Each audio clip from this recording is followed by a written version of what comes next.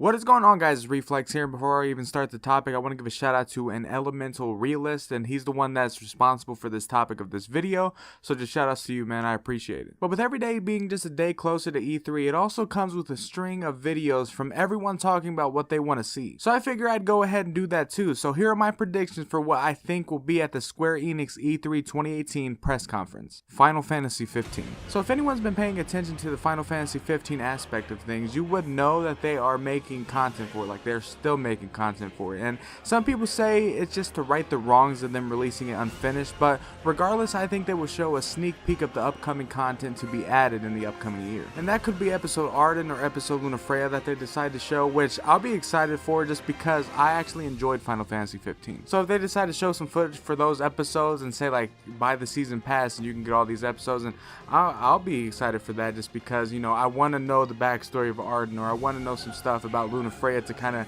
connect with that character more. Because the bad thing about Final Fantasy 15 Lunafreya wise is that they didn't show enough of her. We like pretty much lost her in the first, like, just a little bit of the game, like not the first little bit, but we lost her pretty early in the game, and you really didn't feel bad. Like, it was kind of bad, but you didn't really feel for her, just for the reason she wasn't that connectable in the actual story. But Arden would be an awesome character to have its own episode, and honestly, if you're able to play as him, that'd be awesome. So if they decide to show any of this in the Square Enix presentation, that'd be great. Shadow of the Tomb Raider.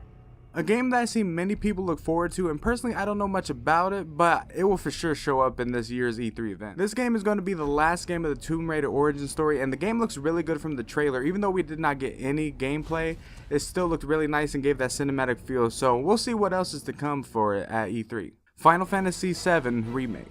Now, I can argue that I'm just as excited for this game as Kingdom Hearts 3, but when the news came out that it won't be coming out for a very long time, and I mean for a long time, the hype factor faded. But I still would love to see it make an appearance at E3 just to show that it's making some progress. I don't expect a release date for it, but at least expect a new trailer or something, maybe showing off Sephiroth or even someone else. Always people's first Final Fantasies is either Final Fantasy 7, Final Fantasy 8, Final Fantasy 10, or, I mean, there's some people that their first Final Fantasy was Final Fantasy 15, which, that one being your first, it's like, you're really a late bloomer. But, I mean, there's a lot of different ones that were people's first Final Fantasy, but Final Fantasy 7 and Final Fantasy 10, like, takes the cake for being most people's first. So like I said, we'll just have to wait and see, and hopefully it makes an appearance. Kingdom Hearts 3. Of course you knew this was going to be on the list, and this is the event where the release date for our beloved game will finally be announced, and I personally will be recording my live reaction to most of the stuff that gets announced, but I will make sure I record like the actual stuff for Kingdom Hearts 3. Like, I have a whole day planned out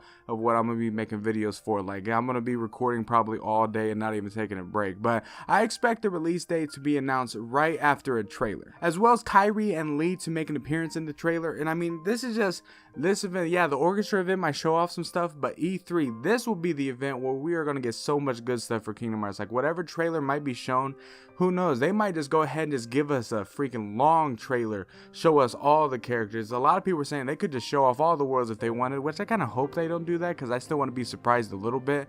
But I mean, this is just, I feel like this is just the biggest day for Kingdom Hearts 3 since the announcement of it. So the hypeness for this is just crazy and through the roof, and honestly, we don't have long to wait. It's getting closer. It is getting closer. But long story short, I'm very excited for E3. Kingdom Hearts 3 takes the top spot, but there are so many games to be excited for this year, and E3 is going to have so many awesome trailers for everyone. Because the cool thing is, whether you're a Kingdom Hearts fan, a Final Fantasy fan, a Call of Duty fan, Battlefield fan, The Last of Us fan, like, it does not matter.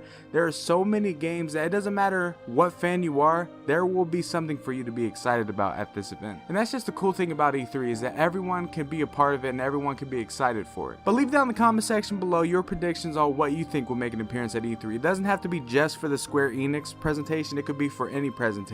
But yeah, just leave down in the comment section below your predictions, and I'll be sure to respond and just have discussions down below. But if you guys did enjoy today's video, leave a like, subscribe, and you guys know the drill. I will see you guys later.